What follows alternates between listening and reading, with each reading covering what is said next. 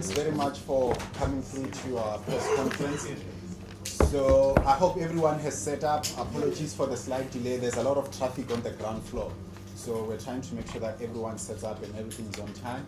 As you can see, we've got several representations of the DA from Parliament, the Western Cape government, and the City of Cape Town. So on my far right is Jordan Hill-Lewis, who's our Shadow Minister on Finance. We've got the MMC of Health in the City of Cape Town, Zahid, Chief Whip Natasha. John is the leader of the party from the Western Cape government, and also as chairperson of the party, Dr. Ivan Meyer, and Sibuwe Kwahube, who's our Shadow Minister of Health.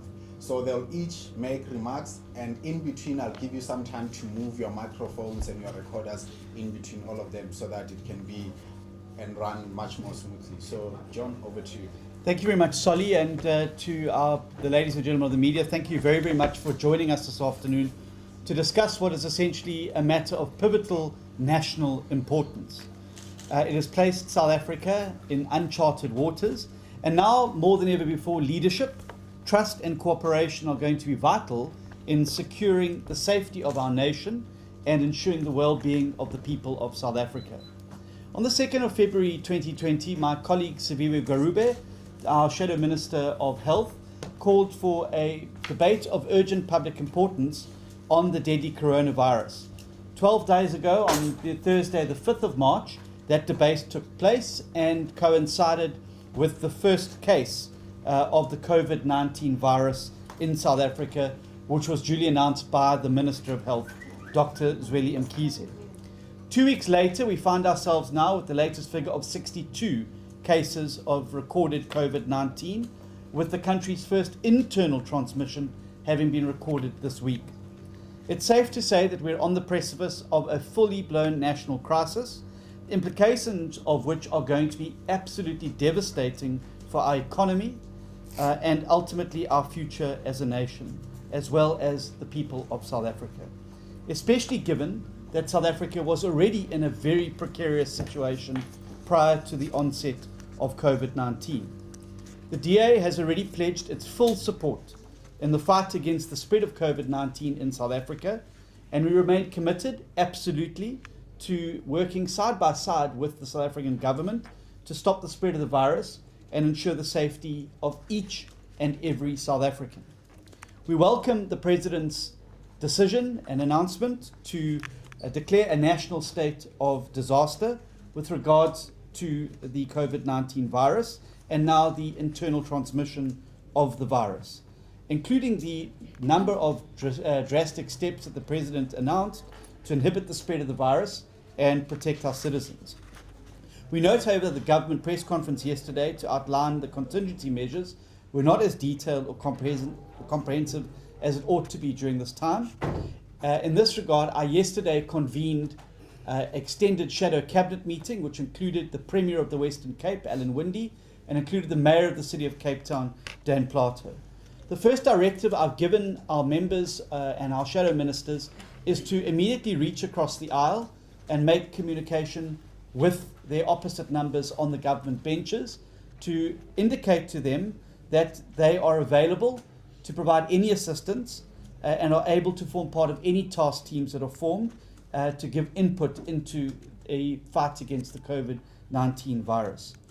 Each shadow minister has been asked to assess their specific portfolio and examine what portfolio-specific initiatives are being taken to mitigate against the effect of the virus, while also identifying any loopholes in the existing measures that may need to be plugged. I've also formed a shadow cabinet subcommittee, which is going to meet regularly to manage the day-to-day response and monitoring of the virus in South Africa, and to exercise oversight of the announced measures that have been taken, and to offer useful, innovative ideas and approaches that government at all levels across the country can adopt in their response. In line with our commitment to the country and following the President's request for shared knowledge and expertise in the matter, we will be providing a number of supplementary measures, which we will outline today, to national government's plan to assist in the fight against COVID-19. We will use the opportunity of the opposition party leaders meeting with the President, scheduled for 8 a.m. tomorrow, to make these submissions to him.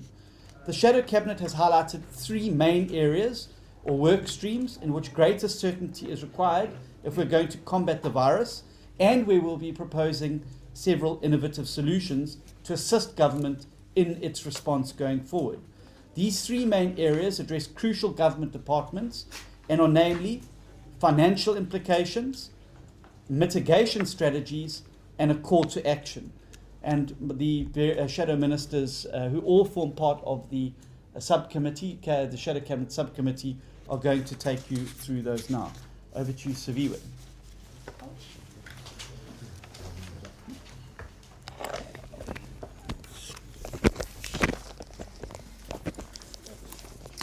The health minister yesterday, should I wait? The health minister yesterday confirmed that they have about over 800 beds across both the public and the health sector and about 161 ICU beds. It is our contention that these resources need to be augmented. We are of the belief that because our circumstances in South Africa are so unique, in that once we start to have local transmissions, a lot of people in a lot of communities are not necessarily going to be able to self-isolate, and they're not necessarily going to be able to quarantine themselves at home. And so we need to start putting plans in place to ensure that those beds are augmented and that the private sector also comes on board to make sure that we have extra capacity in this regard, and that also the military hospitals are prepared accordingly.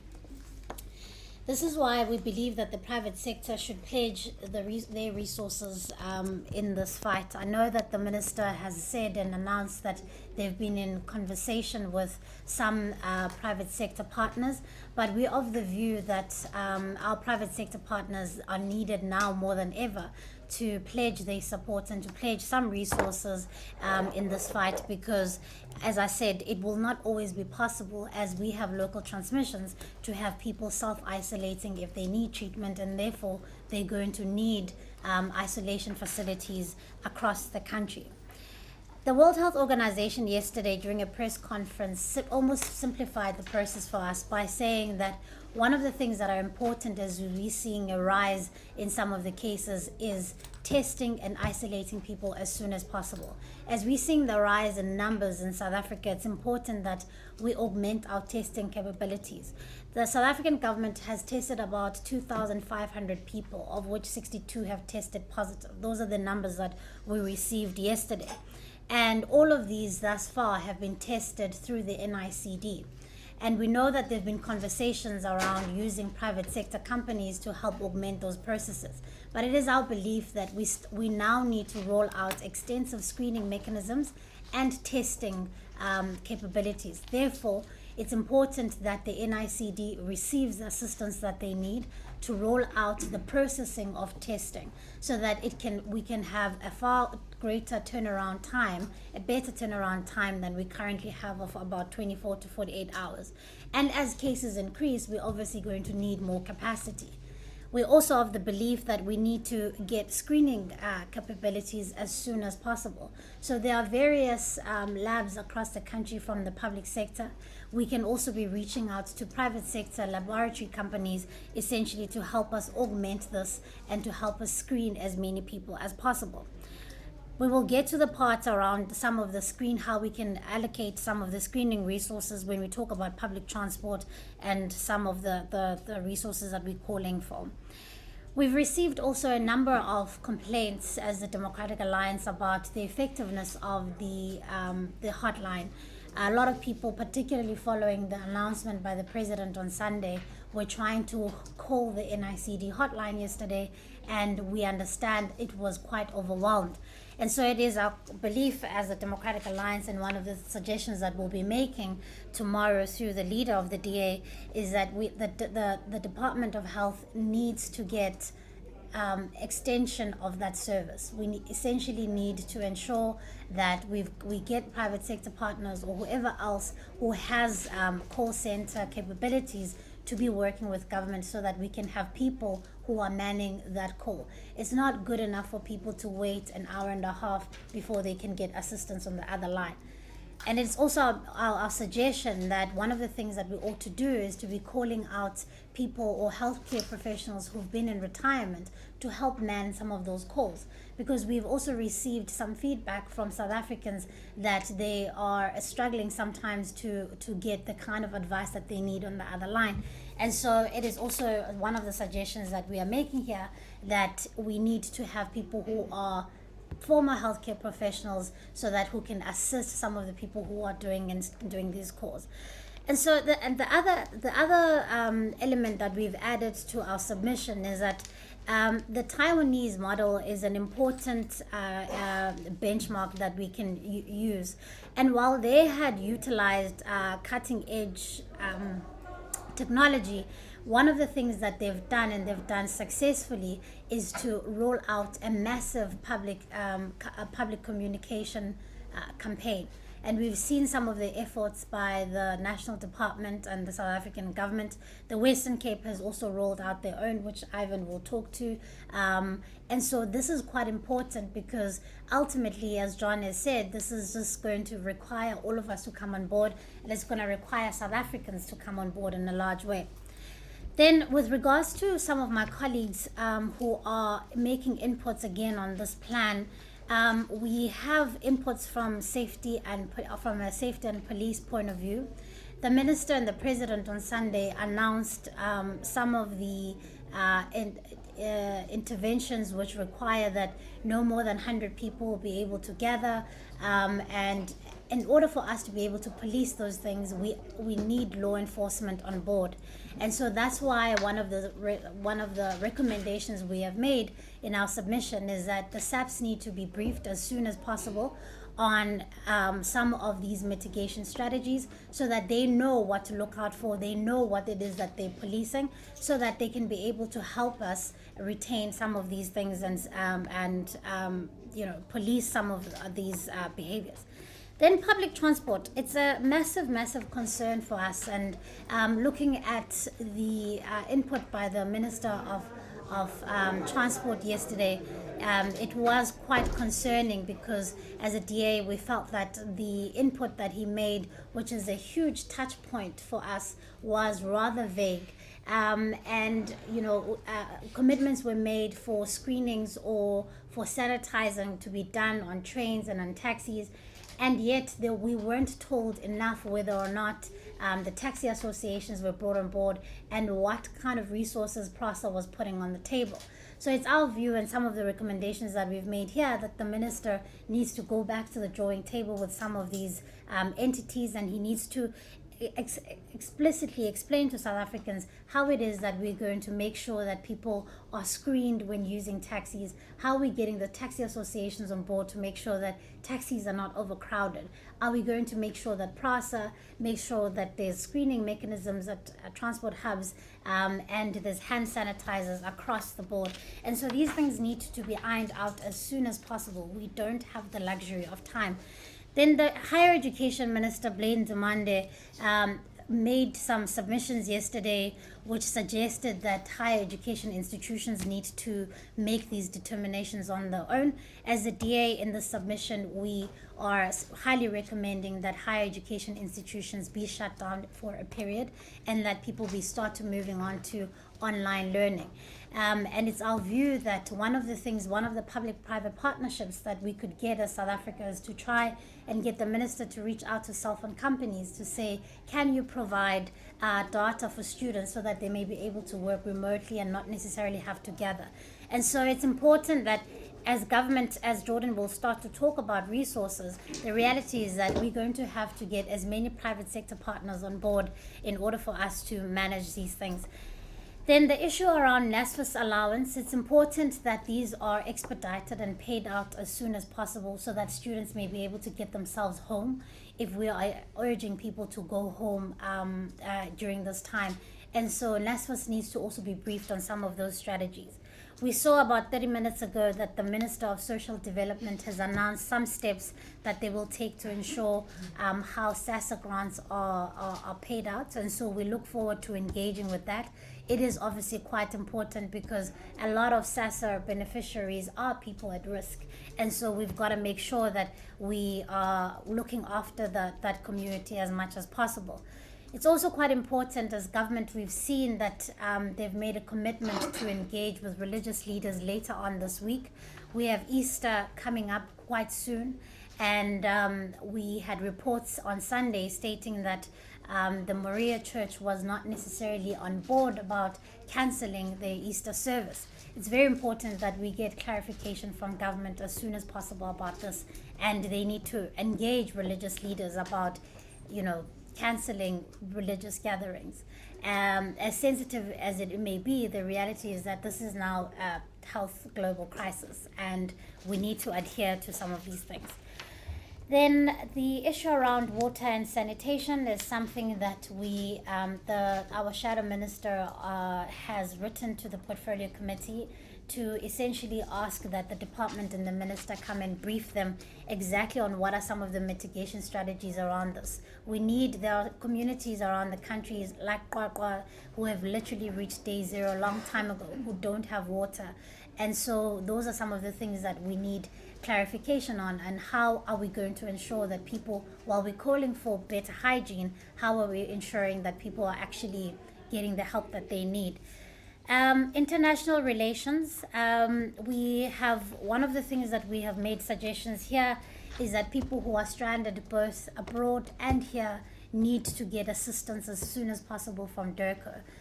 We need to make sure that people's visas are extended so that they're not in contravention of the law if they are here in South Africa. And we also need to make sure that we're reaching out to people who are elsewhere or in high-risk countries so that we can make sure that they are not stranded. Ultimately, the South African government has a responsibility to all citizens, whether or not they are in the country. And COCTA, lastly, colleagues, we have here, one of the suggestions that we have made is that the minister must be very much plugged in on the National Disaster Management Group, because obviously that forms a very big portion of the work that she must do in carrying out some of these disaster management strategies that have been laid out by the president. Thank you, John. Thanks, Jordan Hilduis, the Shadow Minister of Finance, is now going to take us through some of the longer-term financial impacts and the immediacy of the action that will be required, and some of the suggestions that we'll be making to the President tomorrow in relation to how we can stabilise the financial situation and mitigate against the negative economic impact. Thank you very much, colleagues, and thank you, ladies and gentlemen, for being here today.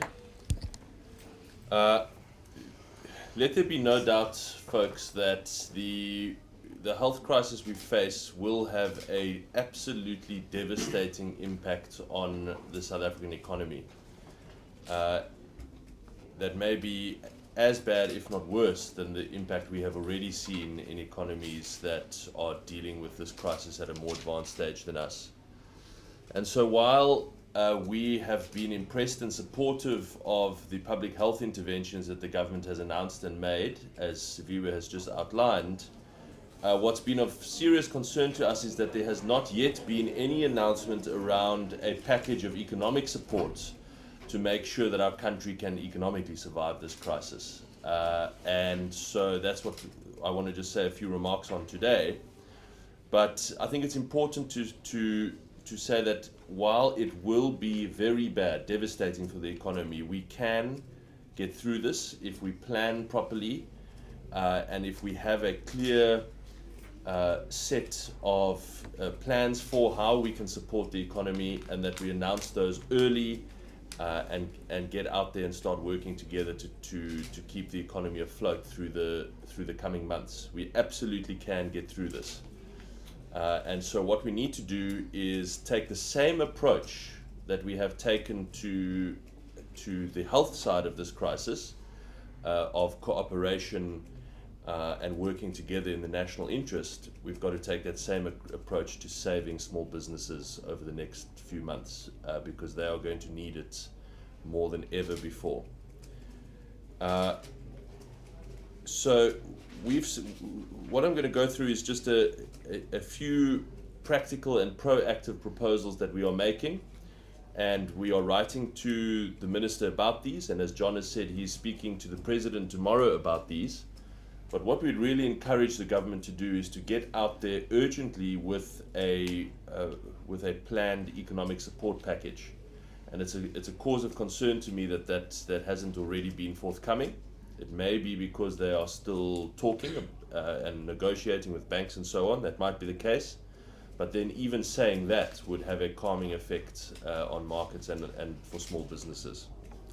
So firstly, we're proposing a loan forbearance program, which would be for the economic survival of businesses and families. We propose a nationwide 4-month payment holiday on loans, in particular property loans, business loans, and vehicle loans. By extending the term of these loans by 4 months and allowing borrowers to pause their payments for those months, businesses and families will receive immediate and very significant financial relief. This will help small businesses maintain the cash flow necessary to stay open and keep paying their employees. It will act as a form of bridging finance for these companies through the difficult months ahead. Businesses, we know this already anecdotally, that businesses are flooding banks with requests for payment holidays. Instead of waiting for the flood of requests to come in the coming weeks, government, the Reserve Bank, and banks should act proactively now to announce these relaxed payment terms. This is, if you've been reading the international press, as I'm sure you have, this is fast becoming the preferred intervention of governments across the globe. Already this program is being rolled out in China, France, Italy, the United Kingdom, most of the Gulf countries, and Canada. And others have all enacted programs similar to this one. Linked to loan forbearance, we're also proposing rental forbearance. Most small businesses in South Africa operate from rented premises. Landlords can often not afford to relax the rental payments on those premises because the properties themselves are bonded. If a loan payment holidays program is enacted, like I've asked for just above, then rental payments can also be paused for 4 months to help businesses survive, and that will really be a huge help to small businesses. Then what government can do is to pause VAT, UIF, and Workers' Compensation Fund payments. SARS and the Department of Labour could pause all of these payments for the following 4 months for all small businesses without affecting workers' cover under these funds. Many businesses pay tens of thousands of rands every month to one or each of these funds, and this money would be absolutely critical cash flow support to businesses during this time. This morning, actually, I spoke to a medium business owner who next month has to pay 120,000 Rand to the Workers' Compensation Fund, and who runs a hotel here in Cape Town and has had 11 million Rands worth of cancellations over the last week. And that 120,000 Rand could really help his business in paying employees over the coming months just to stay afloat. The compensation fund has got 50 billion in assets and pays out roughly 5 billion a year, 4.5 billion a year in claims. So our assessment is that the fund could easily absorb a single payment deferment this year. Similarly, the UIF currently has 180 billion in assets and could comfortably absorb payment deferments for the next 4 months without affecting workers' cover. Any outstanding VAT refunds should be paid to businesses urgently by SARS, and new VAT payments should be deferred to later this year. Fourth, we're proposing local government rates relief. Those local governments that can afford it, very importantly, because there are lots of local governments in South Africa, as you know, that are themselves under huge cash flow pressure. But those that can afford it should offer immediate rates payment relief to businesses in their jurisdiction. And we are engaging with DA local governments, and my colleague, Mr. Badruddin from the City of Cape Town is here today to explore doing so proactively. Then, very importantly, business rescue proceedings under the Companies Act. Even with the interventions I've outlined above, many businesses will not be able to cope. And we've got to help them to survive without having to close down lay off everyone and sell all their assets. Now, the Companies Act provides for business rescue proceedings, which essentially can give companies a breather for 3 months under the current Act, during which no one can liquidate that business or force them to sell their assets. We think that what we can do is give a blanket extension of that 3 months to 6 months under the Companies Act to give companies more of a breather, during which time they cannot be liquidated or have their assets sold from them. And then lastly, colleagues, to free up funds for disaster management. We all know that South Africa has very tight fiscal envelope. We've got very little money to work with at the moment. And we already have another national disaster, the drought, that was declared in February. But we do need to find money urgently now, especially to pay for the things that Saviwe has spoken about this morning in the health intervention space. We think it's absolutely unthinkable in this current crisis to be giving 16.4 billion rand to SAA, while the health budget, in fact, in the February budget was cut by 3.9 billion. So this bailout should be cancelled immediately, and that 16.5 billion freed up to pay for disaster management and additional health allocations urgently. The Minister should also urgently clarify what funds are available in the National Disaster Management Fund, and it's a cause of serious concern to me that he refused to answer that question yesterday in his press conference, and I have already submitted parliamentary questions to figure out exactly what is in that fund and what can be freed up from that fund in the coming weeks and months. Colleagues, the economic impact of this crisis is going to be as severe as the health impact. We already know that last year during the national drought, there was an uptick in farmer suicides across the country.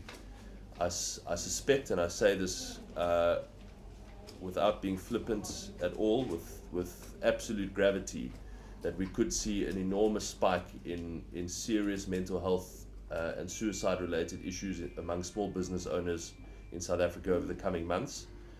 We can get through this, but we have to have a government-led plan, and we have to have it very soon. And so what we have done today is offer 6 proactive ideas that we think could form the backbone of that idea, of that plan. I'm sure there are many others, and we'll continue to develop those over the coming days. Thanks, John. Thank you.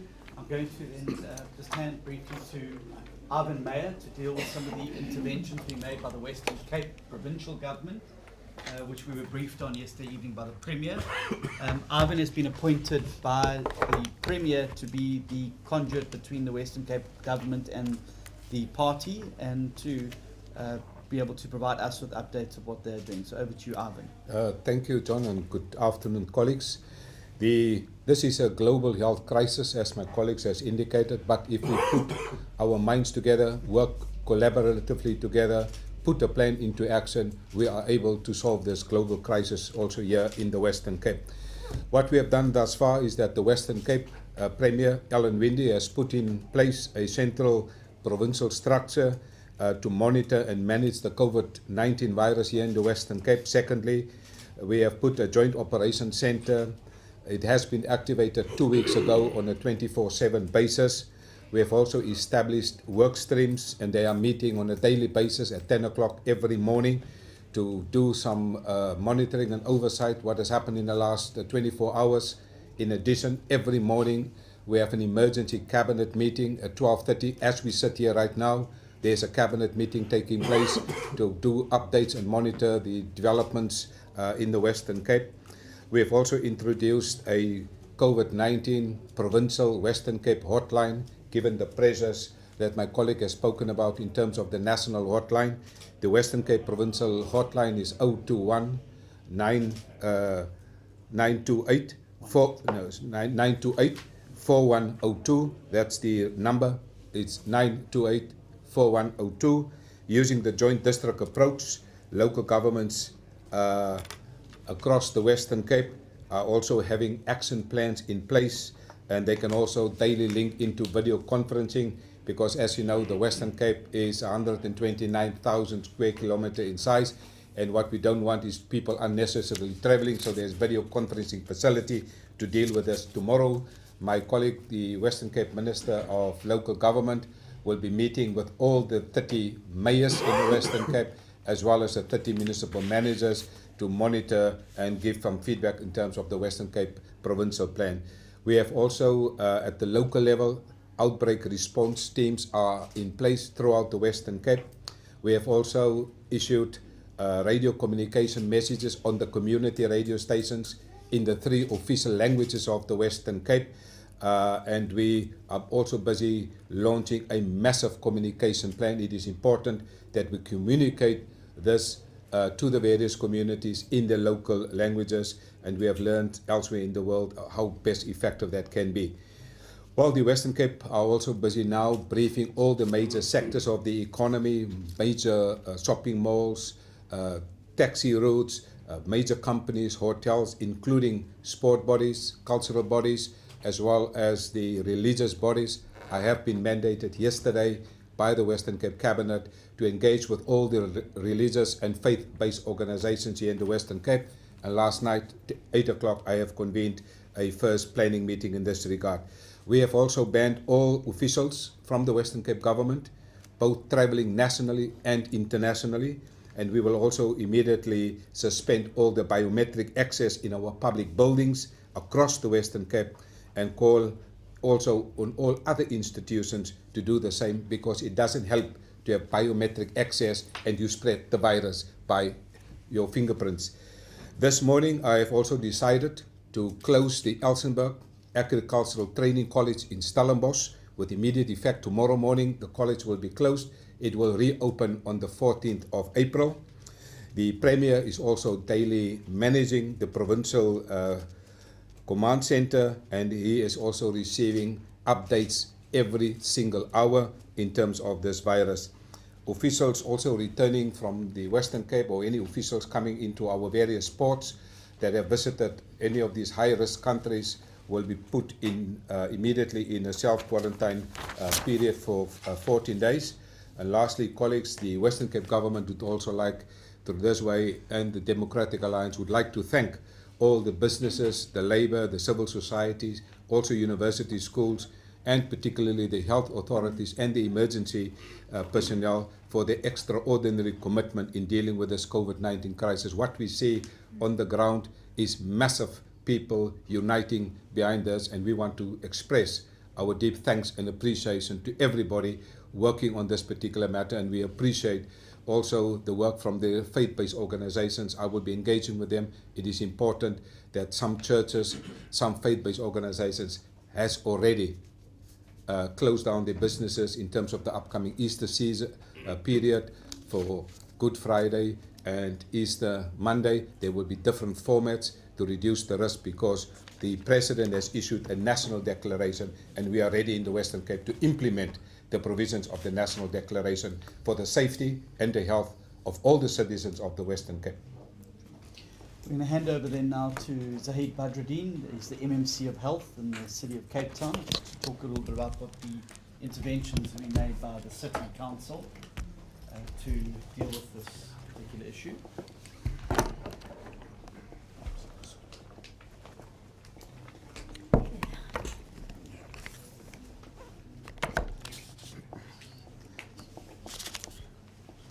Thank you very much, John. Ladies and gentlemen, the city obviously finds itself in a very unique position. To living memory, there's been no circumstances where the city at the local government level has needed to prepare for a pandemic which is of the proportions that we're currently seeing globally. And so essentially the city has various stages that it is preparing for, but in collaboration with the provincial government, to which and from which we take guidance, and essentially from which they take guidance from national government. Up to this morning, we have been preparing for stage 1 of the COVID-19 in the city of Cape Town, which is essentially a situation where the cases that we are monitoring in our various facilities are of an imported nature. And as we know, with the communication shared by the National Minister, we now find ourselves in stage 2 of the preparation, where we now have imported cases, but also cases which are being locally transmitted. And essentially, stage 3 is the stage where we are hoping to prevent ourselves from landing in, and that is where we have local transmission, which is uncontained.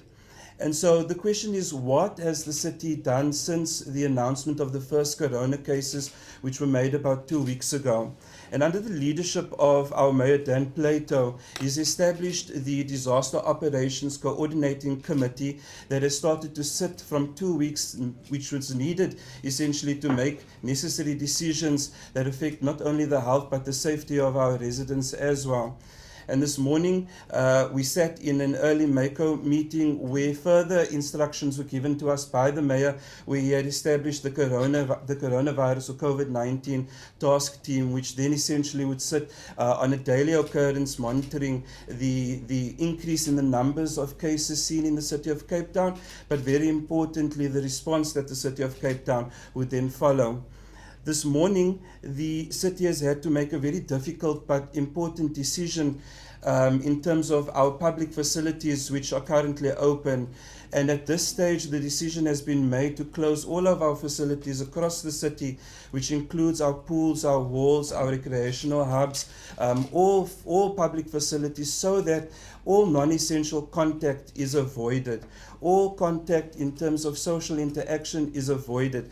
And so this is the message that we're currently sharing with our residents across the city. Obviously, this is going to have an impact on their daily experience in terms of services that they receive from the city. But what is important now is that in these very trying circumstances, we put their health first. And so essentially social distancing now becomes the order of the day. In terms of public transport, which is also a question asked very often by residents in the city, what is being done when in terms of My City buses, taxis and so on. My City buses will now no longer take passengers in excess of 20. So it means that as soon as the number of passengers in the buses reach 20, which is one seat, one person per seat, the bus will then be full and would then move on to its next location. Obviously, the messaging relating to open windows is essential, and that we communicate with all passengers very regularly. In terms of decisions affecting city staff, the decision following on from provincial guidance has been that all non-essential travelling outside of the province, essentially interprovincially and then also internationally, will be stopped. Any staff member or resident finding themselves having recently come from travels will be requested to self-quarantine and then to monitor various symptoms and to make use of the contact numbers which my colleague the Minister has shared. Disaster risk management is also activated in the city of Cape Town so as to respond very rapidly to the changing situation which we see on a daily occurrence. And to this extent, we work very closely with the Joint Operations Committee, which has been established by the Premier, which also obviously sits very regularly in the province.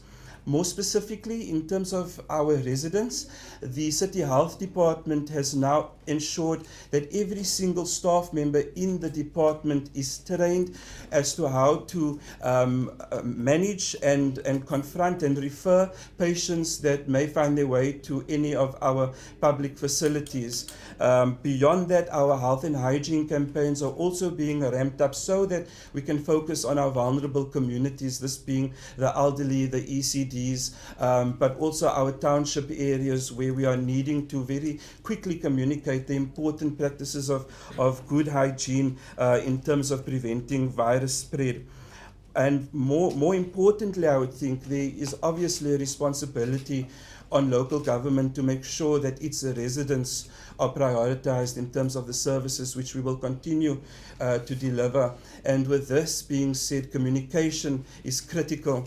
We will know that in various spaces, especially on social media, we will see false news, fake news being spread, which only takes away from all the efforts on various levels of sharing the correct information. So the plea to all residents in this instance is to be careful of sharing any unnecessary information which may not be confirmed by the national minister or by the provincial minister when it comes to new cases being seen in our various cities.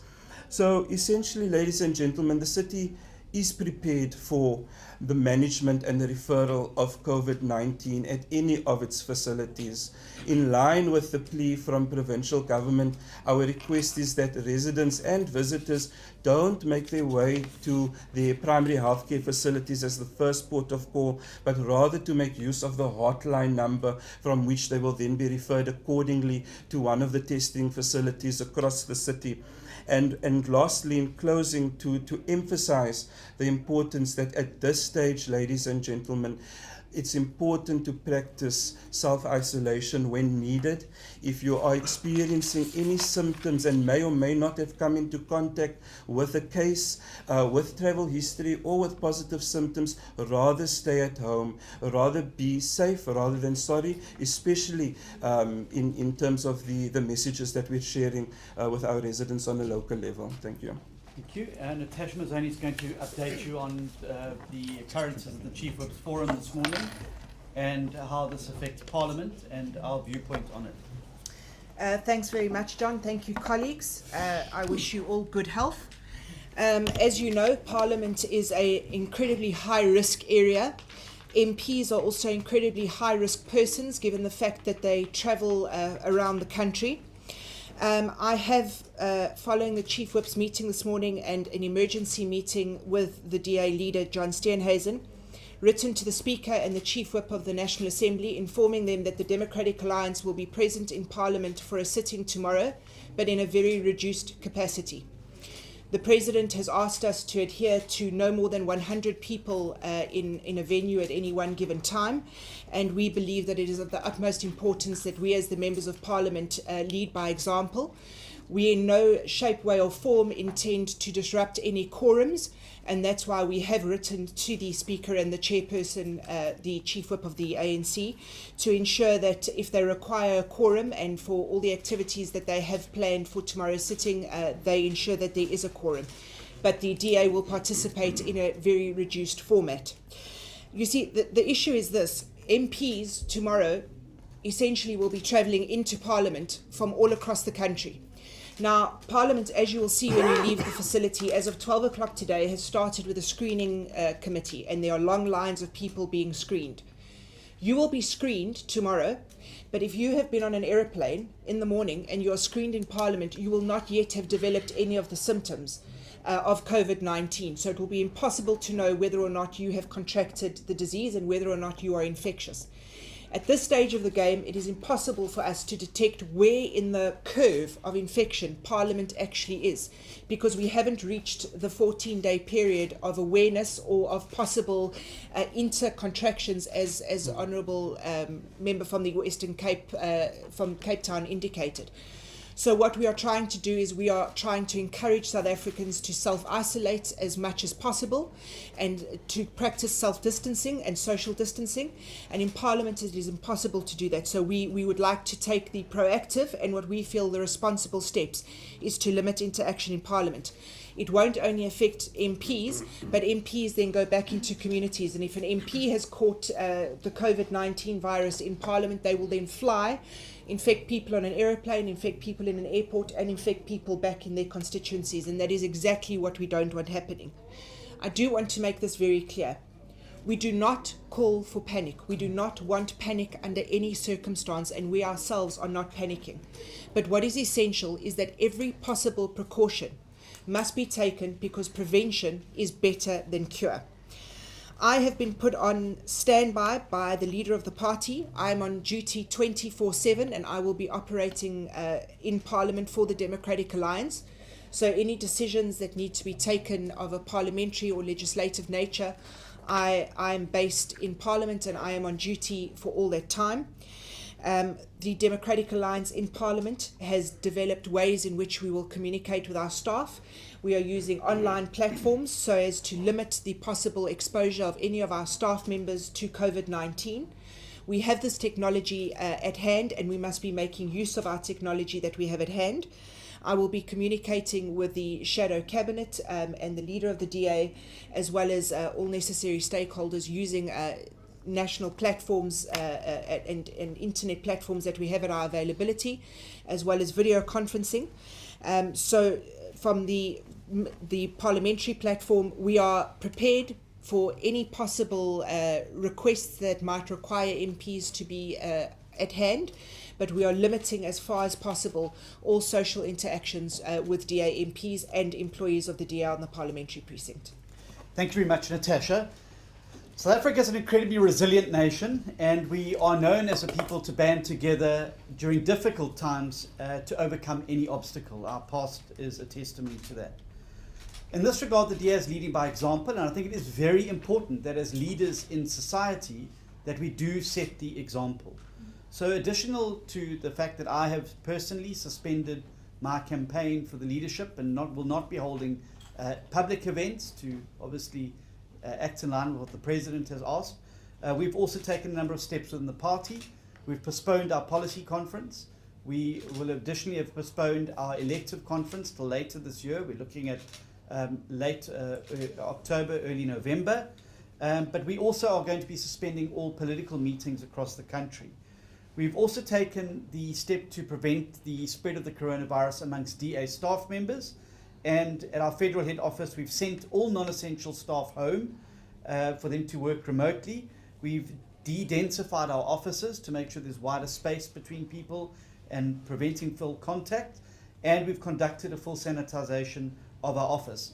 This morning, a memorandum was sent out to all DA public representatives, particularly to alert them to these measures that are taking place, but also to ensure that public representatives, whether they are councillors, MPs or MPLs, are communicating responsibly. There's unfortunately a great deal of fake news that does the rounds, and in some instances this is being shared by public representatives, and it only fuels the panic. We need to make sure that we are calm, but we are deliberative in the steps that we take to address this crisis. COVID-19 is a collective issue, and it's only going to be resolved through collective action and collective response. And we need to get everybody on board to ensure that we can break the chain of infection if we're going to stop the virus in its tracks and prevent the wide-scale spread we've seen in other countries. And this is precisely why travel restrictions, self-quarantine, and good hygiene practices are so absolutely critical for us to be able to combat COVID-19. We also need to understand as citizens, while these things may be disruptive, and while the disease may not be fatal to ourselves, it may cause the death of somebody else who is more susceptible to the virus and who catch it from the greater chain of infection. And understanding this phenomenon is absolutely key if we're going to tackle this outbreak, and that is why public awareness campaigns must focus on this. In this spirit, I want to make and end off with the following calls to action to South Africans and to each and every level of society if we're going to win the fight against COVID-19. Firstly, I want to appeal to the private sector to adapt its conditions and its operations where possible to accommodate President Ramaphosa's request and the announcements of the contingency measures. This includes allowing staff to work from home, providing less densified work environments, and ensuring that workplaces are clean and sanitized at all times. I want to call on big business particularly to get involved. Telecommunications companies such as Vodacom, MTN, Cell C and Telkom should be considering making discounted or free data packages available, particularly for students who are now going to have to access online learning platforms. The private sector, healthcare particularly, can assist government in augmenting patient capacity and providing additional medical supplies to regions where they are desperately needed. This is a chance for the private healthcare industry in South Africa to demonstrate that the future of South Africa's healthcare relies on a partnership between the public and private healthcare industries. I want to call in this regard on private medical aids to make COVID-19 testing freely available on all plans without unnecessary conditions in order to fast-track the detection and quarantine. I also want to make an appeal to any retired medical personnel, nurses, doctors, GPs, former military medical personnel to make themselves available as volunteer workers in call centers, at medical facilities, in order for us to be able to assess and treat patients as quickly as possible. I would also then finally like to make a call on South African citizens to stop the trend of panic buying in supermarkets. It is completely unnecessary and it is only fueling the panic. We were not going to get through this crisis if we resort to panic. We need to be calm but deliberative in all that we do. Clearing out shop shelves of foodstuffs makes it very, very difficult for us to prevent the panic from setting in. It also is going to see a driving up of prices, and in this regard I would ask business not to profiteer from the crisis. It has been very disturbing to see cases where essential foodstuffs, hand sanitizers, pricing is being increased on these products. This is a time for all of us as South Africans, big business, civil society, political party, religious organizations and government to partner together to prevent the panic, to act responsibly and to work in a coordinated fashion to make sure that we're able to get through this situation together. We're only going to defeat COVID-19 if we all pitch in, we all roll up our sleeves and we all do the hard yards that are required. Now's the time for us to band together, to put our country first and for us to defeat the virus. We can only do that if we work together. Thank you very much. We'll open up for